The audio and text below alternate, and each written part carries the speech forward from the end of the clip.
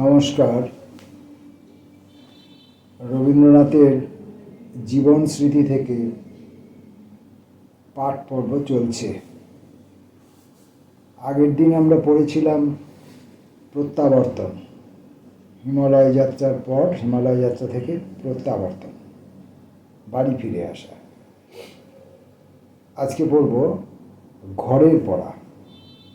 এই পর্বে জীবন স্মৃতিতে রবীন্দ্রনাথ কী লিখেছেন আমরা সেটা জানব। পড়ছি।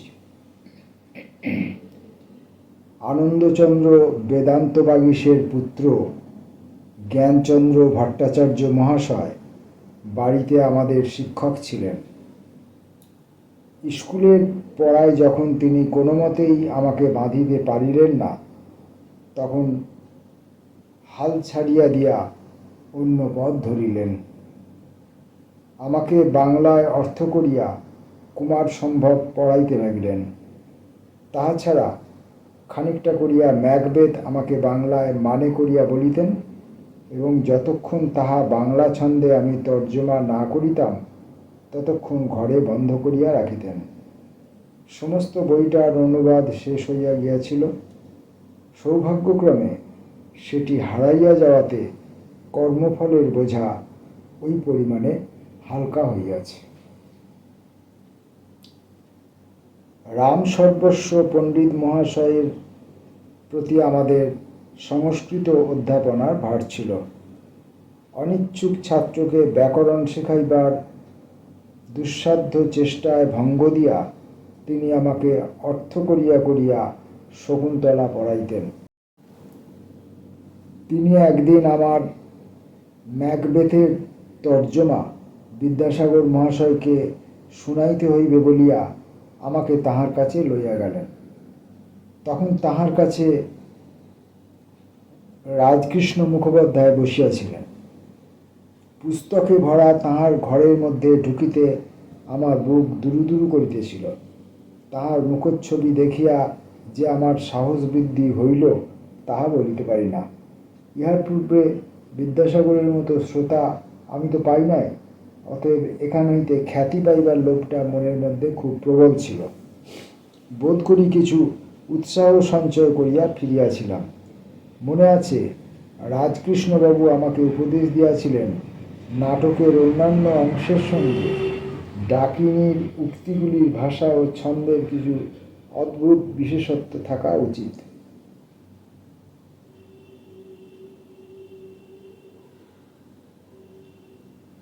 আমার বাল্যকালে বাংলা সাহিত্যের কলেবর কৃশ ছিল। বোধ করি তখন পাঠ্য অপাঠ্য বাংলা বই যে কটা ছিল সমস্তই আমি শেষ করিয়াছিলাম।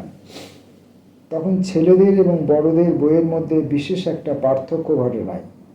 আমাদের পক্ষে তাহাতে বিশেষ ক্ষতি হয় নাই। এখনকার দিনে শিশুদের জন্য সাহিত্যরসে প্রভূত পরিমাণে জল মিশাইয়া যে সকল ছেলে ভুলানো বই লেখা হয়, তাহাতে শিশুদিগকে নিতান্তই শিশু বলিয়া মনে করা হয়, তাহাদিগকে মানুষ বলিয়া গণ্য করা হয় না। ছেলেরা যে বই পড়িবে তাহার কিছু বুঝিবে এবং কিছু বুঝিবে না, এইরূপ বিধান থাকা চাই। আমরা ছেলেবেলায় একধার হইতে বই পড়িয়া যাইতাম। যাহা বুঝিতাম এবং যাহা বুঝিতাম না, দুই আমাদের মনের উপর কাজ করিয়া যাইত। সংসারটাও ছেলেদের উপর ঠিক তেমনি করিয়া কাজ করে।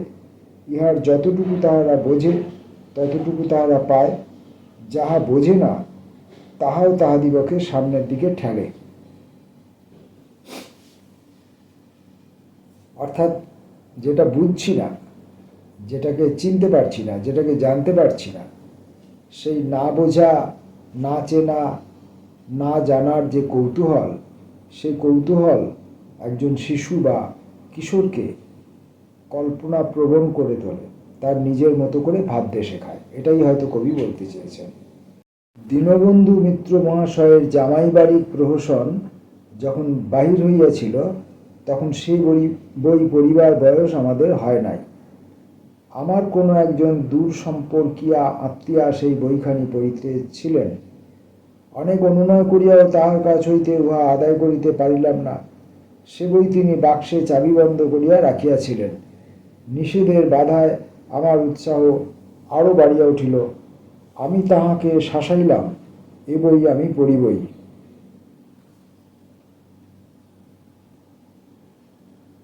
মধ্যাহ্নে তিনি গ্রাবু খেলিতেছিলেন। আঁচলে বাঁধা চাবির গোছা তার পিঠে ঝুলিতেছিল। তাস খেলায় আমার কোনোদিন মন যায় নাই, তাহা আমার কাছে বিশেষ বিরক্তিকর বোধ হইত। কিন্তু সেদিন আমার ব্যবহারে তাহা অনুমান করা কঠিন ছিল। আমি ছবির মতো স্তব্ধ হইয়া বসিয়াছিলাম। কোনো এক পক্ষে আসন্ন ছক্কা পাঞ্জার সম্ভাবনায় খেলা যখন খুব জমিয়া উঠিয়াছে, একসময় আমি আস্তে আস্তে আঁচল হইতে চাবি খুলিয়া লইবার চেষ্টা করিলাম। কিন্তু এ কার্যে অঙ্গুলির দক্ষতা ছিল না, তাহার উপর আগ্রহেরও চাঞ্চল্য ছিল। ধরা পড়িয়া গেলাম। যাহার চাবি তিনি হাসিয়া পিঠ হইতে আঁচল নামাইয়া চাবি কোলের উপর রাখিয়া আবার খেলায় মন দিলেন। এখন আমি একটা উপায় ঠাউরাইলাম। আমার এই আত্মীয়ার দোক্তা খাওয়া অভ্যাস ছিল।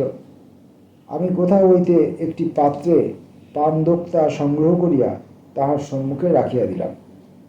যেমনটি আশা করিয়াছিলাম তাহাই ঘটিল। পিক ফেলিবার জন্য তাহাকে উঠিতে হইল। চাবি সমেত আঁচল কোল হইতে ভ্রষ্ট হইয়া নিচে পড়িল এবং অভ্যাস মতো সেটা তখনই তুলিয়া তিনি পিঠের উপর ফেলিলেন। এবার চাবি চুরি গেল এবং চোর ধরা পড়িল না। বই পড়া হইল। তারপরে চাবি এবং বই সত্ত্বাধিকারীর হাতে ফিরাইয়া দিয়া চৌর্যপরাধের আইনের অধিকার হইতে আপনাকে রক্ষা করিলাম। আমার আত্মীয়া ভৎসনা করিবার চেষ্টা করিলেন, কিন্তু তাহা যথোচিত কঠোর হইল না। তিনি মনে মনে হাসিতেছিলেন, আমারও সেই দশা। রাজেন্দ্রলাল মিত্র মহাশয় বিবিধার্থ সংগ্রহ বলিয়া একটি ছবিওয়ালা মাসিক পত্র বাহির করিতেন। তাহারই বাঁধানো এক ভাগ শেষদাদার আলমারির মধ্যে ছিল। সেটি আমি সংগ্রহ করিয়াছিলাম। বারবার করিয়া সেই বইখানা পড়িবার খুশি আজও আমার মনে পড়ে। সেই বড় চৌকা বইটাকে বুকে লইয়া আমাদের শোবার ঘরের তক্তাপোষের উপর চিত হইয়া পড়িয়া নরহাল তিমিমৎস্যের বিবরণ, কাজীর বিচারের কৌতুকজনক গল্প, কৃষ্ণকুমারীর উপন্যাস পড়িতে পড়িতে কত ছুটির দিনের মধ্যাহ্ন কাটিয়াছে। এই ধরনের কাগজ একখানিও এখন নাই কেন? একদিকে বিজ্ঞান, তত্ত্বজ্ঞান, পুরাতত্ত্ব, অন্যদিকে প্রচুর গল্প, কবিতা, তুচ্ছ ভ্রমণ কাহিনী দিয়া এখনকার কাগজ ভর্তি করা হয়। সর্বসাধারণের দিব্য আরামে পড়িবার একটি মাঝারি শ্রেণীর কাগজ দেখিতে পাই না। বিলাতে Chambers's journal, Cassell's magazine, Strand magazine প্রভৃতি অধিক সংখ্যক পত্রই সর্বসাধারণের সেবায় নিযুক্ত। তাহারা জ্ঞান ভাণ্ডার হইতে সমস্ত দেশকে নিয়মিত মোটা ভাত মোটা কাপড় যোগাইতেছে। এই মোটা ভাত মোটা কাপড়ই বেশিরভাগ লোকের বেশি মাত্রায় কাজে লাগে। বাল্যকালে আরেকটি ছোট কাগজের পরিচয় লাভ করিয়াছিলাম। তাহার নাম অবোধ বন্ধু।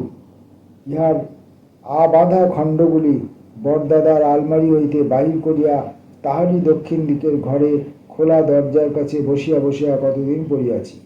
এই কাগজেই বিহারীলাল চক্রবর্তীর কবিতা প্রথম পড়িয়াছিলাম। তখনকার দিনে সকল কবিতার মধ্যে তাহাই আমার সবচেয়ে মন হরণ করিয়াছিল। তাহার সেই সব কবিতা সরল বাঁশির সুরে আমার মনের মধ্যে মাঠের এবং বনের গান বাজাইয়া তুলিত।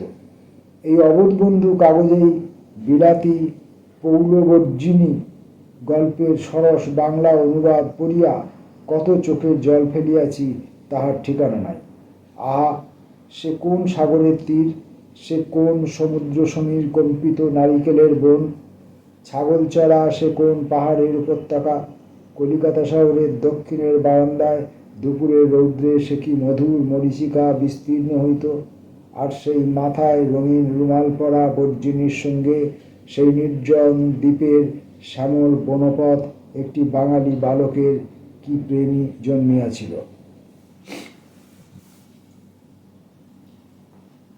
অবশেষে বঙ্কিমের বঙ্গদর্শন আসিয়া বাঙালির হৃদয় একেবারে লুট করিয়া লইল। একে তো তাহার জন্য মাসান্তের প্রতীক্ষা করিয়া থাকিতাম, তাহার পরে বড় দলের পড়ার শেষের জন্য অপেক্ষা করা আরও বেশি দুঃসহ হইত।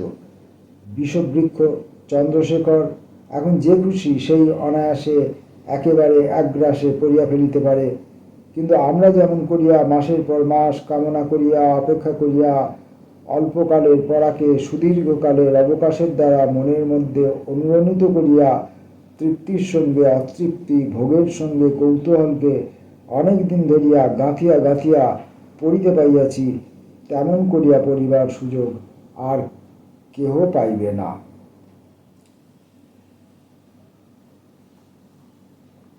শ্রীযুক্ত শারদাচরণ মিত্র ও অক্ষয় সরকার মহাশয়ের প্রাচীন কাব্য সংগ্রহ সে সময় আমার কাছে একটি লোভের সামগ্রী হইয়াছিল। গুরুজনেরা ইহার গ্রাহক ছিলেন, কিন্তু নিয়মিত পাঠক ছিলেন না। সুতরাং এগুলি জড়ো করিয়া আনিতে আমাকে বেশি কষ্ট পাইতে হইত না। বিদ্যাপতির দুর্বোধ বিকৃত মৈথিলী পদগুলি অস্পষ্ট বলিয়াই বেশি করিয়া আমার মনোযোগটা নিত। আমি টিকার উপর নির্ভর না করিয়া নিজে বুঝিবার চেষ্টা করিতাম। বিশেষ কোনো দুরূহ শব্দ যেখানে যতবার ব্যবহৃত হইয়াছে সমস্ত আমি একটি ছোট বাঁধানো খাতায় নোট করিয়া রাখিতাম। ব্যাকরণের বিশেষত্বগুলিও আমার বুদ্ধি অনুসারে যথাসাধ্য টুকিয়া রাখিয়াছিলাম। এই ছিল রবীন্দ্রনাথের ঘরের পড়া। বালক বয়সে রবীন্দ্রনাথ পাঠ্য বইয়ের বাইরে, পাঠ্য বইয়ে বা বাধ্যকতার মধ্য দিয়ে যে বই তাকে পড়তে হতো, তাকে পড়তে বাধ্য করতেন শিক্ষকরা। কখনো তারা অসফল হয়েছেন, কখনো কখনো।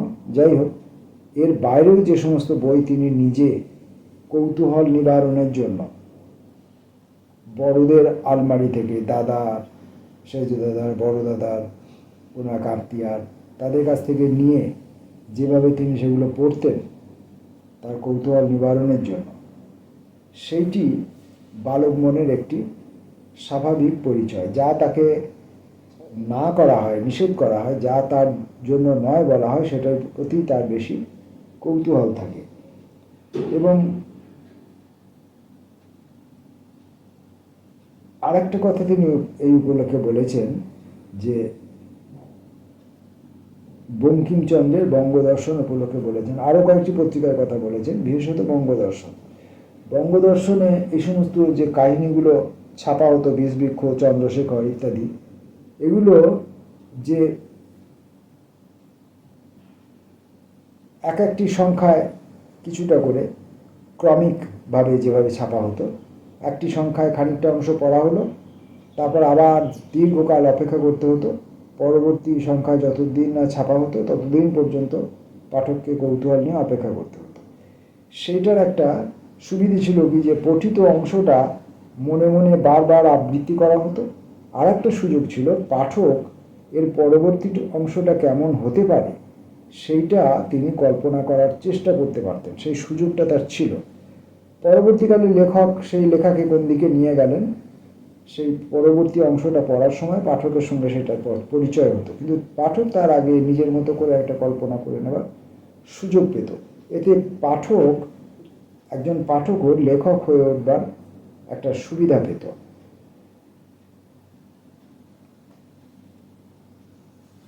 এটা কিছুদিন, মানে শুধু যে রবীন্দ্রনাথের ছেলেবেলায় ছিল তা নয়, আমাদের ছেলেবেলাতেও আমরা ধারাবাহিক উপন্যাস, ধারাবাহিক গদ্য রচনা আমরা পড়েছি। এবং ধারাবাহিক যখন আমরা পড়তাম, ওই পরবর্তী পর্বটির জন্য আমরা অপেক্ষা করে, ঠিক এমনিভাবেই অপেক্ষা করে বসে থাকতাম, এবং পত্রিকা বাজারে আসার সঙ্গে সঙ্গে সেই পত্রিকা সংগ্রহ করে সেই ধারাবাহিক লেখাগুলোকে আগে আমরা আত্মস্থ করতাম। এ প্রসঙ্গে বেশ কিছু লেখার কথা মনে পড়ে, বিশেষত দেখি নাই ফিরে, এই লেখাটির কথা মনে পড়ে। দেশ পত্রিকায় প্রকাশিত হতো। তো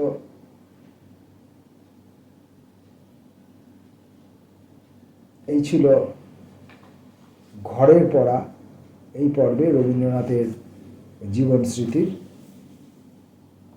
কাহিনী বিশেষ। নমস্কার।